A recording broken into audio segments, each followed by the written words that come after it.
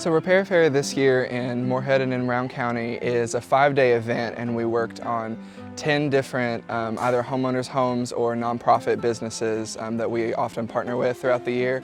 It's a little different this year because we're doing it over the course of 5 days versus doing it all in one day. It's been a little bit more challenging that way, but it's been a little bit easier in other ways. And a lot of the homeowners that we're working with are all either elderly or disabled, or they're very low income and they can't afford to make these kinds of repairs to their homes. And we're coming in and we're doing a little bit of beautification work, we're doing a little bit of minor repairs, and we're doing some major repairs to these folks' homes to make it so that they can still live in their home. Repair Fair is hosted in part by NeighborWorks Week, which is celebrated annually each year in June, which is also National Homeownership Month. And we have several partners in this helping to make it possible, which include NeighborWorks America, Federal Home Loan Bank Carol Peterson Funds, and Bike and Build, and LBAR, which is the Board of Realtors.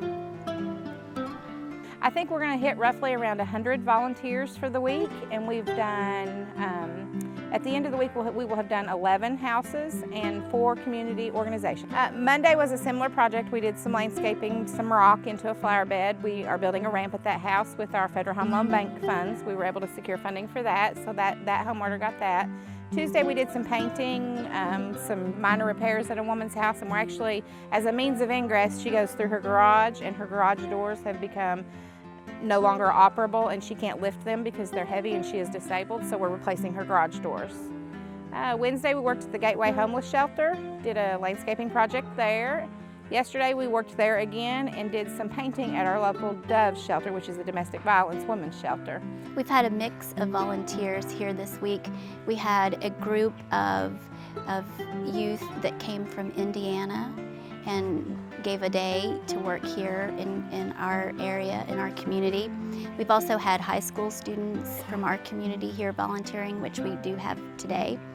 And we've had community leaders that have also been out to help. I am the Vice President of the Round County Senior High School National Honor Society, and that's actually how I found out about the Repair Fair for this year. The leader of our troop emailed it out to the officers, and we transmitted the information to all of our members.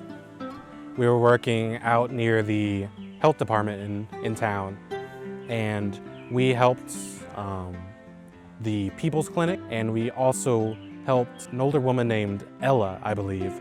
And we washed the outside of her house, we washed the windows, we installed a handrail for some of her stairs. She had some steep stairs. We washed the walls beside her garage and also painted the walls. And we also painted the door to her house. The project that we're working on today, actually, the ramp in the background behind me there, we had to install that in order for this woman, Miss Jane Reynolds, to be able to come back to her home and live. She had an aneurysm back in January, and it caused her to lose all mobility from the neck down, so she can kind of nod her head and blink a little bit, and that's it. And so in order to return to the home, she had to have a ramp so she could get in with her wheelchair. And we're also making bathroom modifications so she can have an easy roll-in shower, an accessible sink, a comfort toilet, things like that, so that her son can care for her full-time here. Her son Jonas worked all the way up until he got laid off last winter because he was a construction worker, and not long after he got laid off is when she had her aneurysm, and he has been unable to return to work. He has been at her bedside caring for her from the time that happened. He's actually being trained as a CNA right now to be able to remain home with her and be paid for that service. So we've had some other people throughout the week who are very elderly, and they've got back issues or leg issues, and they can't quite get these things done. There's nothing more rewarding, I think, than being out here and working with these families and working with the shelter or the Dove shelter and seeing the happiness. I met 2 little kids yesterday, it just melted my heart. And I went and bought ice cream just because they tickled me to death. I went out and bought ice cream and brought it back to them just because they were they're in a Dove shelter for domestic violence. They have seen a lot, they've heard a lot, and a little bit of happiness in their day that's all it takes to keep me going. So it's great to help with the older ladies and gentlemen. They always truly need it, and they're always happy to receive help. And I think it's our duty as a younger generation to take care of the needs of the older generation. Pear Fair is back. I know I grumble and gripe and carry on because it's hard work, but it's very rewarding work, and I'm just glad that we were able to bring it back as a service to this community because it's much needed.